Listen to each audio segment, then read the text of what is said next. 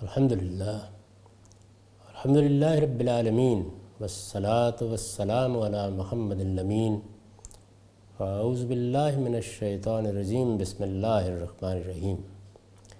خواتین و حضرات، ہم میزان حصہ دوم میں قانون معاشرت کا مطالعہ کر رہے ہیں۔ یہ اس حصے کا دوسرا باب ہے۔ اللہ تعالیٰ نے اپنی کتاب میں معاشرت سے متعلق جو بنیادی اصول واضح فرمائے ہیں، ہم ان کو سمجھ رہے تھے۔ سورہ نساء کی پہلی آیت میں وہ مقدمات قائم کر دیے گئے ہیں جن پر اسلام کا قانون معاشرت مبنی ہے۔ استاذ امام ان کی وضاحت کرتے ہیں۔ یہ وضاحت تدبر قرآن میں بھی دیکھ لی جا سکتی ہے اور ان کی کتاب تزکیہ نفس میں بھی۔ آیت میں جو باتیں کہی گئی ہیں ان کے مضمرات کیا ہیں، ان سے وہ مقدمات کیسے قائم ہوتے ہیں، تین چیزیں ہم نے دیکھ لی تھیں۔ اب چوتھی کو دیکھیے۔ وہ لکھتے ہیں، چوتھا یہ کہ انسانی معاشرے میں تعاون و تناصر، یعنی ہم ایک دوسرے کے ساتھ معاونت کرتے ہیں، ایک دوسرے کی مدد کرتے ہیں، ایک دوسرے کی ضروریات پوری کرتے ہیں۔ ہم میں سے ہر شخص محتاج اور محتاج الیہ ہے۔ چوتھا یہ کہ انسانی معاشرے میں تعاون و تناصر کی بنیاد وحدت الہ، یعنی ہم سب کا معبود ایک ہے۔ یہ دیکھیے، یہ وہ چیزیں ہیں کہ جو بظاہر نہیں محسوس ہوتا کہ کتنی غیر معمولی اہمیت کی حامل ہے۔ اگر انسانوں کے معبود الگ الگ ہیں، انسانوں کے خالق الگ الگ ہیں، تب بھی مساوات، اخوت اور باہمی معانست کی ساری بنیادیں منہدم ہو جائیں گی۔ یعنی جو آپ لیکچر دینا چاہیں دے لیں، لیکن علمی اور عقلی طور پر ان کو قائم رکھنا ممکن نہیں رہے گا۔ تو انسانی معاشرے میں تعاون و تناصر کی بنیاد وحدت الہ، وحدت آدم، یعنی ہمارا معبود بھی ایک ہے اور ہم سب آدم کی اولاد ہیں، ہمارا باپ بھی ایک ہے، اور اشتراک رحم کے عقیدے اور جذبے پر ہے۔ اور ہمارے مابین رشتے کیسے قائم ہوتے ہیں؟ اشتراک رحم سے، یعنی ماں کے پیٹ سے پیدا ہوتے ہیں تو اسی ماں کے پیٹ سے ایک بہن یا بھائی بھی پیدا ہو چکا ہوتا ہے۔ یہ رشتوں کی بنیاد ہے۔ چوتھا یہ کہ انسانی معاشرے میں تعاون و تناصر کی بنیاد وحدت الہ، وحدت آدم اور اشتراک رحم کے عقیدے اور جذبے پر ہے۔ آیت کے آخر میں یہ فرمایا تھا نا کہ واتقوا اللہ الذی تساءلون بہ والارحام۔ اب یہ اس کے مضمرات کو استاذ امام نے کھولا ہے۔ ہر ایک پر واجب ہے کہ وہ اس اشتراک کا حق پہچانے اور اس کو ادا کرے، اور ساتھ ہی اس امر کا اہتمام رکھے کہ کوئی ایسا نعرہ لوگوں پر غالب نہ ہونے پائے جو اس فطری اشتراکیت کو منہدم کر دینے والا اور اس کی جگہ کسی جاہلی جذبے کو ابھارنے والا ہو۔ فطری اشتراکیت کیا ہے؟ وہ جو رحم کے رشتے سے قائم ہوتی ہے، جو ایک ماں باپ کی اولاد ہونے کی بنیاد پر قائم ہوتی ہے، جس میں انسان ایک خدا کو اپنا معبود مان کر زندگی شروع کرتا ہے۔ یہ بنیادیں ہیں اس معاشرت کی جس معاشرت کو اللہ کے انبیاء نے انسانوں پر ایک قانون کی صورت میں واضح کیا ہے۔ ہر ایک پر واجب ہے کہ وہ اس اشتراک کا حق پہچانے اور اس کو ادا کرے، یعنی یہ رحم کا اشتراک یہ رشتوں کو پیدا کرنے کا باعث بن گیا ہے۔ اسی سے اصل میں وہ تعلقات وجود پذیر ہوتے ہیں۔ ویسے تو سب آدم کی اولاد ہے، اوپر جا کے دیکھیں تو سب میں اشتراک ہے، لیکن یہ اشتراک جب قریب پہنچ جاتا ہے، یعنی اسی رحم سے میری پیدائش ہوئی ہے، اسی سے میری بہن اور بھائی کی پیدائش ہوئی ہے، اور اب آگے میری اولاد اور پھر اولاد کی اولاد۔ تو جس طرح رشتے پیدا ہونے کے عمل میں یہ اشتراک رحم ایک بنیادی کردار ادا کرتا ہے، اس کو قرآن نے یہاں واضح کیا۔ کوئی ایسا نعرہ لوگوں پر غالب نہ ہونے پائے جو اس فطری اشتراکیت کو منہدم کر دینے والا اور اس کی جگہ کسی جاہلی جذبے کو ابھارنے والا ہو۔ اگر اس طرح کی کوئی چیز ابھرتی نظر آئے تو یہ پورے معاشرے کے لیے ایک شدید خطرے کا الارم ہے، اور معاشرے کے ہر دردمند کا فرض ہے کہ وہ اس کو روکنے کے لیے اپنا زور صرف کرے۔ یعنی یہ فطری اشتراکیت یہ اگر قائم ہے تو خاندان وجود میں آئے گا، یہ خاندان مل کر ذرا اوپر کے اشتراک سے قبیلے کو وجود بخشیں گے۔ یہی چیز کسی دوسری وحدت کا اشتراک پیدا کرے گی، وہ رنگ بھی ہو سکتا ہے، وہ نسل بھی ہو سکتی ہے، وہ زبان بھی ہو سکتی ہے، اور وہ آج کل کے زمانے میں محض وطن بھی ہو سکتا ہے، جس سے ایک قومیت وجود میں آ جاتی ہے۔ اور پھر وہ قومیت یہ چاہتی ہے کہ اس کو کوئی ایسا علاقہ، ایسی جگہ میسر آئے جہاں وہ اپنے اندر ایک نظم قائم کر سکے، اجتماعی نظم قائم کر سکے۔ یہ اجتماعی نظم ہے جس کو ہم ریاست سے تعبیر کرتے ہیں۔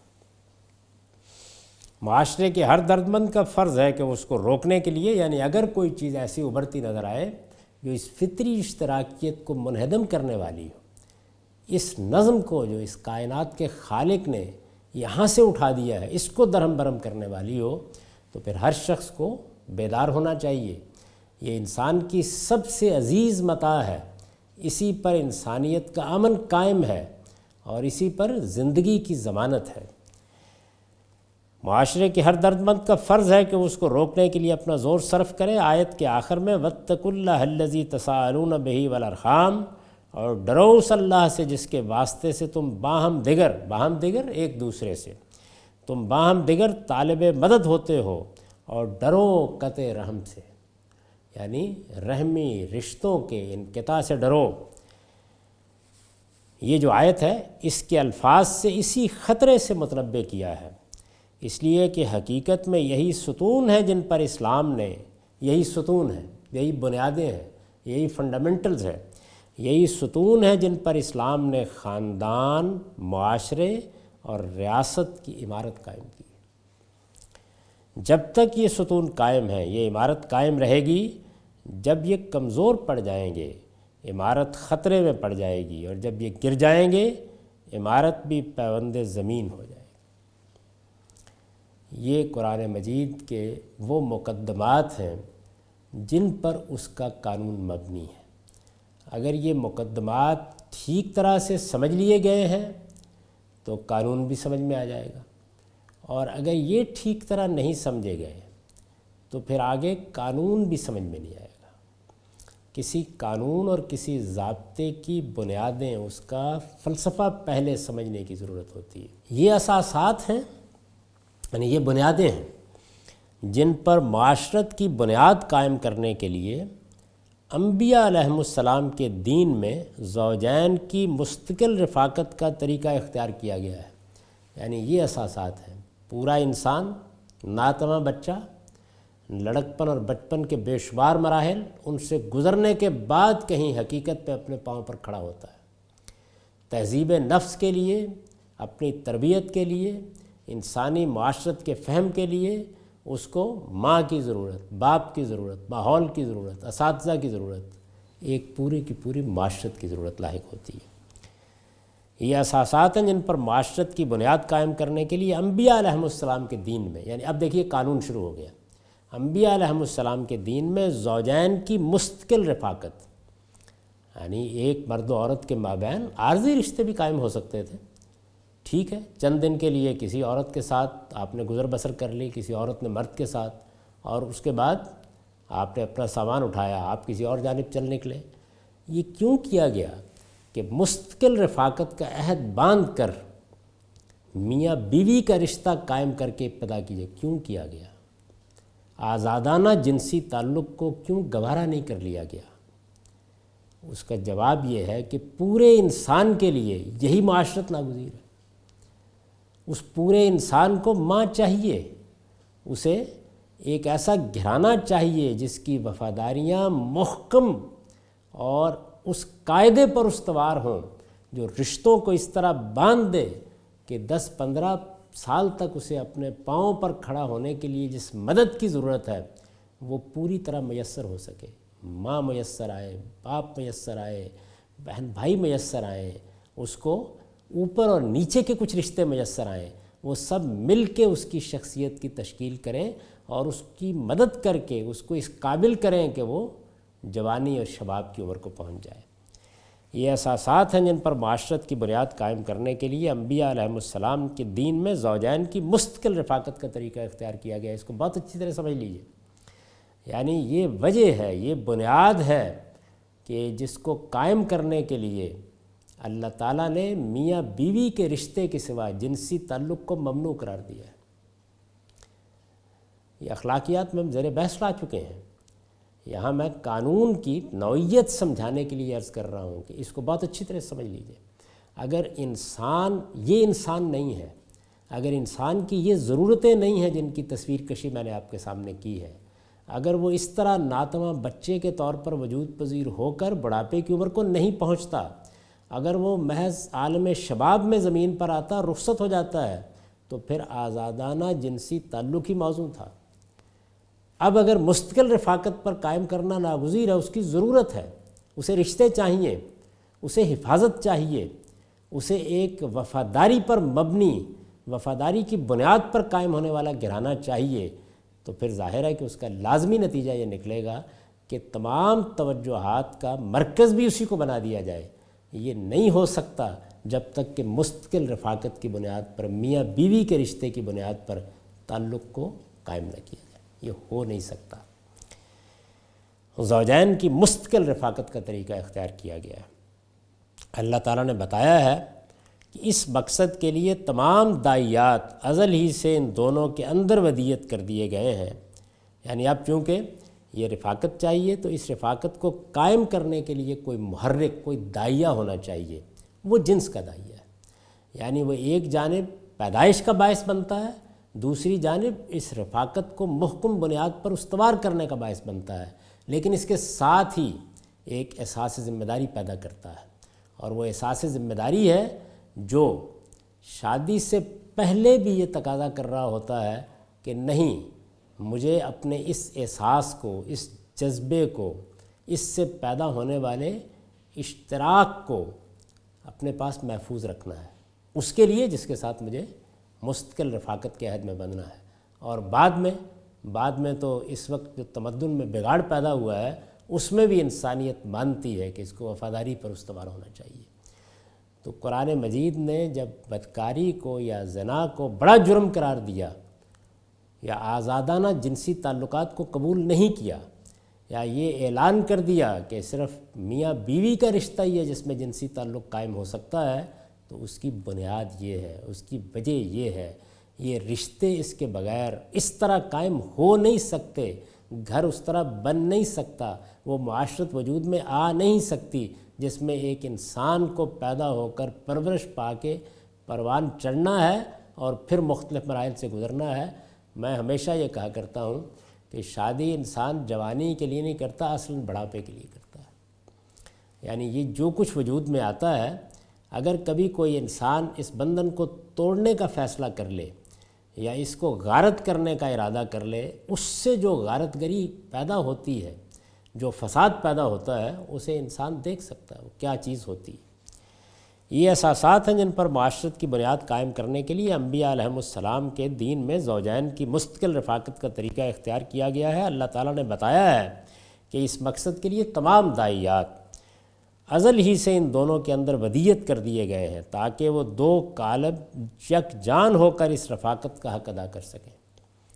ارشاد فرمایا ہے وَمِنْ آیَاتِهِ أَنْ خَلَقَ لَكُم مِّنْ أَنفُسِكُمْ أَزْوَاجًا لِتَسْكُنُوا إِلَيْهَا وَجَعَلَ بَيْنَكُمْ مَوَدَّةً وَرَحْمَةً إِنَّ فِي ذَلِكَ لَآيَاتٍ لِقَوْمٍ يَتَفَكَّرُونَ۔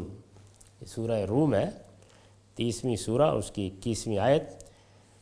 ترجمہ یہ ہے اور اس کی نشانیوں میں سے ایک یہ بھی ہے کہ اس نے تمہاری ہی جنس سے تمہارے لیے جوڑے بنائے، اور اس کی نشانیوں میں سے یہ بھی ہے کہ اس نے تمہاری ہی جنس سے تمہارے لیے جوڑے بنائے تاکہ تم اس کے پاس سکون حاصل کرو، یعنی اپنے جوڑے کے پاس، اور اس مقصد کے لیے اس نے تمہارے اندر محبت اور ہمدردی ودیعت فرمائی۔ جعل بینکم مودۃ و رحمہ، یہ دیکھیے یہ کیسے بیان کرتا ہے قرآن مجید، یعنی انسان ایک لوح سادہ نہیں ہے، وہ اپنے اندر یہ سب کچھ لے کے آیا ہے، مودت اور رحمت کے جذبات رکھے ہیں، جنس کا دائیا ان کو ایک حقیقی صورت دیتا ہے، اور پھر اس کے بعد یہ گھر وجود میں آ جاتا ہے، یہ خاندان وجود میں آ جاتا ہے۔ یہ سارا اہتمام فاطر فطرت نے کیوں کیا ہے؟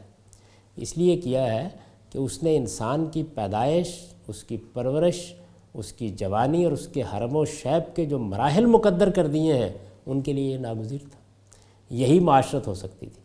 یہ وہ چیز ہے جس کی بنیاد پر ہم کہتے ہیں اسلام دین فطرت ہے، یعنی انسانی فطرت کے اندر جو تقاضے ہیں وہ انہی تقاضوں کو ابھارتا، انہی کو نمایاں کرتا، انہی کو اوپر لاتا، انہی کو شعور کی سطح پر لا کر انسان کو اس سے متعلق کرتا، اور پھر اس پر اپنے قانون کی بنیاد رکھتا ہے۔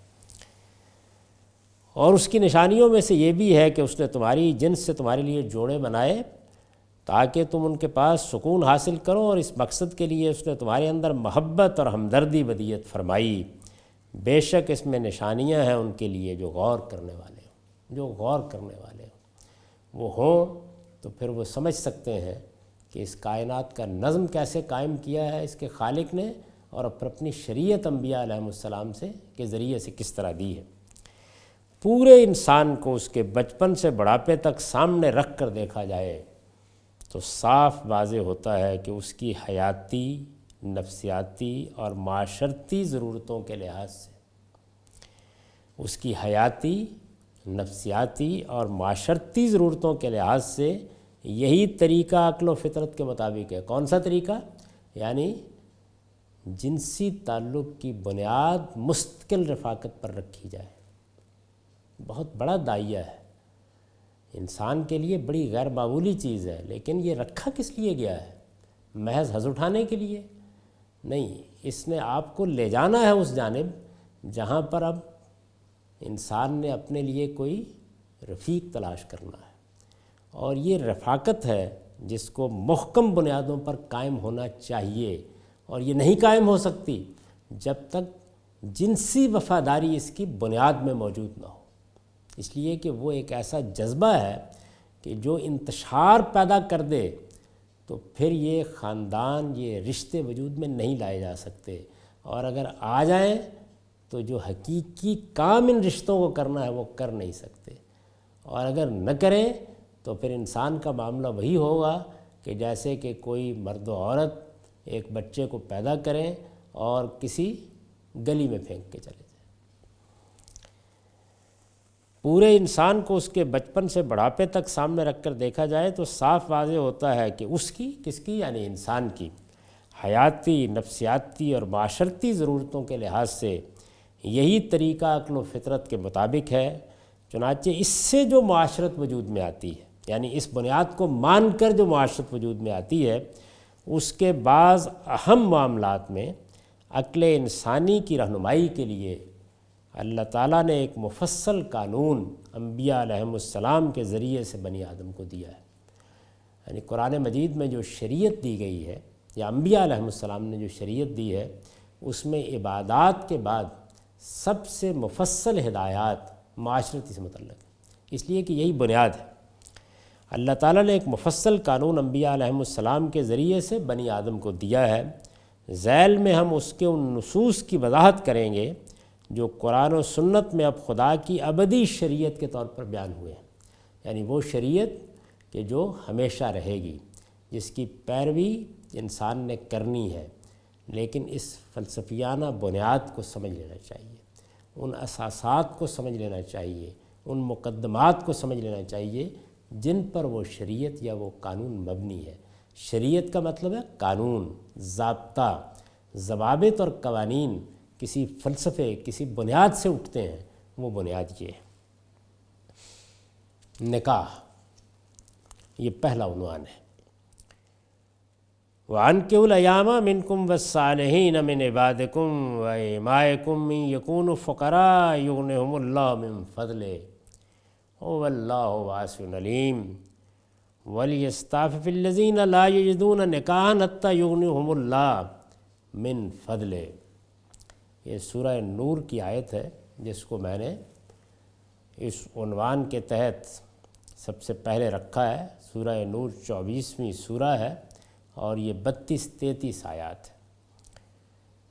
ترجمہ یہ ہے، تم میں سے جو لوگ مجرد ہوں، یعنی جن کی شادی نہ ہوئی ہو، بیاہ نہ ہوا ہو، اور تم میں سے جو لوگ مجرد ہوں اور تمہارے لونڈی غلاموں میں سے جو صلاحیت رکھتے ہوں، اس معاشرے میں چونکہ یہ موجود تھے، دنیا میں پچھلی صدی کے وسط تک موجود رہے ہیں، تو قرآن مجید اس غلامی کے انسٹیٹیوشن کو، ادارے کو ختم بھی کر رہا ہے، لیکن جب تک یہ موجود ہے اس کے بارے میں اصلاح کے احکام بھی دے رہا ہے۔ اور تم میں سے جو لوگ مجرد ہوں اور تمہارے لونڈی غلاموں میں سے جو صلاحیت رکھتے ہوں، ان کے نکاح کر دو۔ یہ لونڈی غلاموں کو بھی اس لیے شامل کیا ہے کہ ان کے مرتبے کو بڑھایا جائے، ان کو بھی عام انسانوں کی سطح پر لایا جائے۔ ان کے نکاح کر دو، اگر وہ غریب ہوں گے تو اللہ ان کو اپنے فضل سے غنی کر دے گا۔ ظاہر ہے اس میں ایک بڑی رکاوٹ جو ہوتی ہے کہ کھائیں گے کہاں سے، تو یہ بڑی بشارت دی کہ چونکہ یہ اللہ کی بنائی ہوئی فطرت ہے، تم اس کے تقاضے کو پورا کرنے کے لیے اقدام کر رہے ہو تو اللہ اپنے فضل سے غنی بھی کر دے گا۔ اور اللہ بڑی وسعت اور بڑے علم والا ہے، اور جو نکاح کا موقع نہ پائیں انہیں چاہیے کہ عفت اختیار کریں یہاں تک کہ اللہ اپنے فضل سے ان کو غنی کر دے۔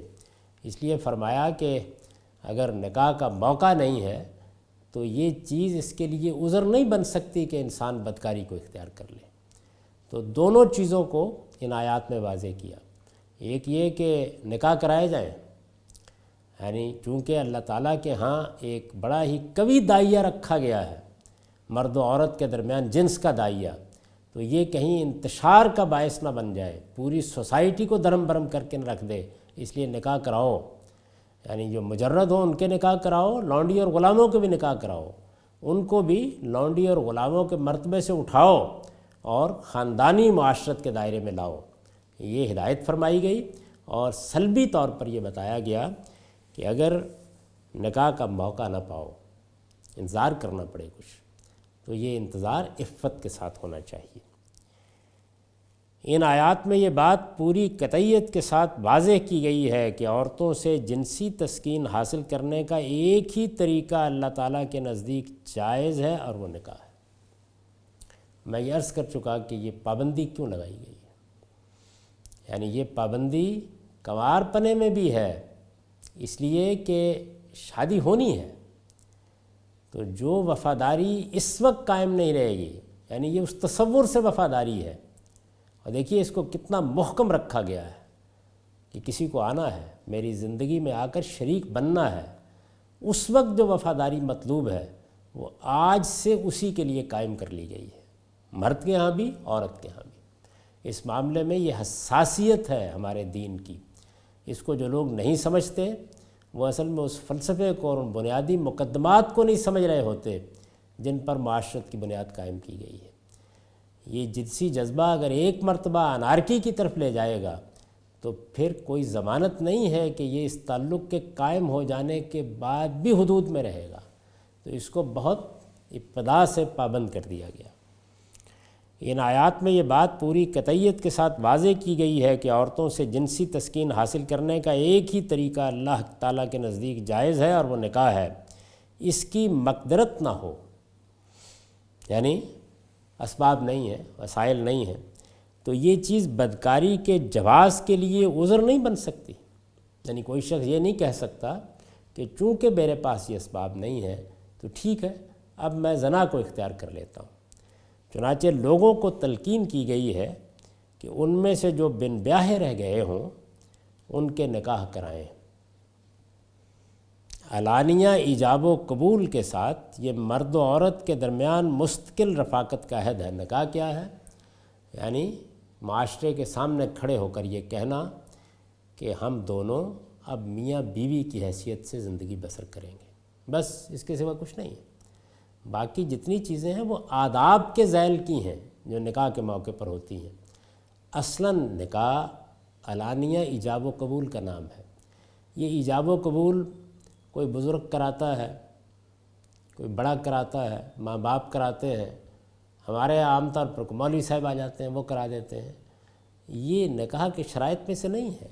ایک مرد و عورت اگر لوگوں کے سامنے کھڑے ہو کر خود ہی ایجاب و قبول کر لیں تو نکاح منعقد ہو جائے گا۔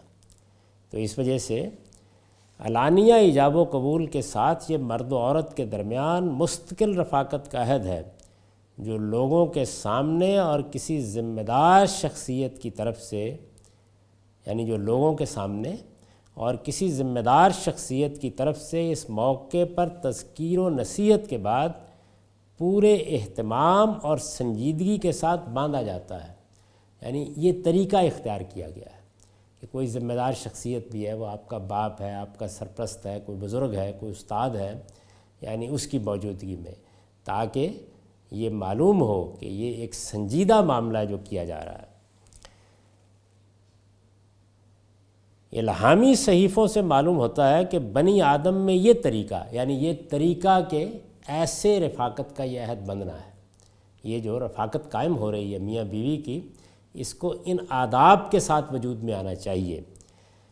الہامی صحیفوں سے معلوم ہوتا ہے کہ بنی آدم میں یہ طریقہ ان کی پیدائش کے پہلے دن ہی سے جاری کر دیا گیا تھا، چنانچہ قرآن نازل ہوا تو اس کے لیے کوئی نیا حکم دینے کی ضرورت نہ تھی۔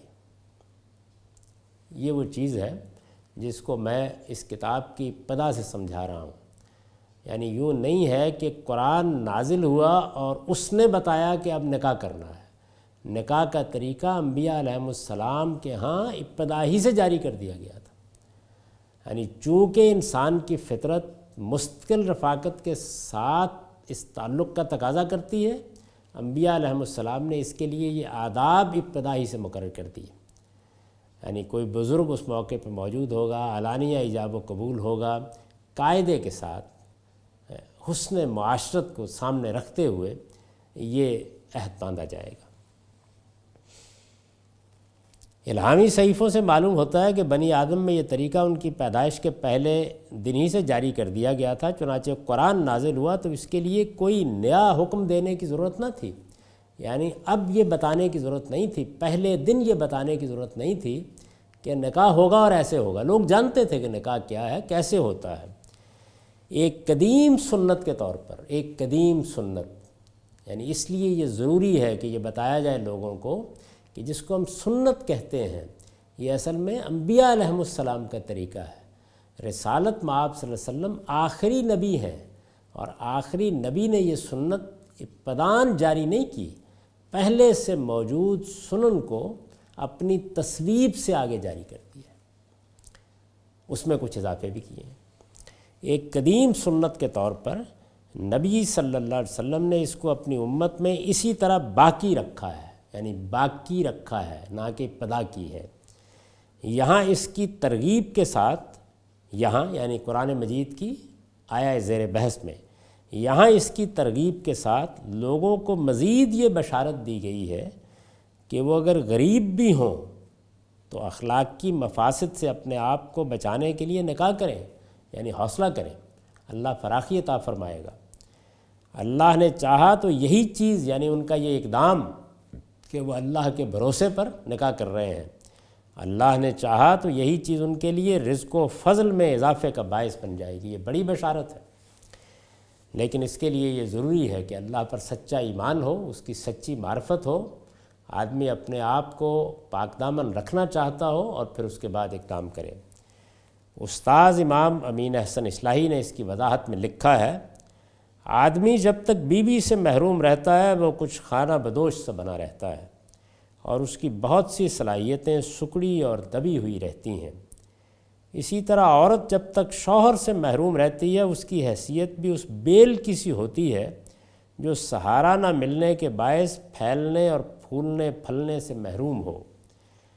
لیکن جب عورت کو شوہر مل جاتا ہے اور مرد کو بیوی کی رفاقت حاصل ہو جاتی ہے تو دونوں کی صلاحیتیں ابھرتی ہیں، اور زندگی کے میدان میں جب وہ دونوں مل کر جد و جہد کرتے ہیں تو اللہ تعالیٰ ان کی جد و جہد میں برکت دیتا ہے اور ان کے حالات بالکل بدل جاتے ہیں۔ یعنی یہ اس جملے کی وضاحت کی ہے کہ اللہ اپنے فضل سے غنی کر دے گا۔ تو اللہ نے یہ ترغیب دی ہے کہ تم نکاح کرو، اس لیے کہ اللہ کے قانون میں اس کے سوا کوئی جنسی تعلق قائم کرنے کا طریقہ جائز نہیں رکھا گیا۔ تو یہ نکاح ہے، یعنی مستقل رفاقت کا عہد علانیہ ایجاب و قبول کے ساتھ۔ اقول قولی ھذا واستغفر اللہ لی ولکم ولسائر المؤمنین۔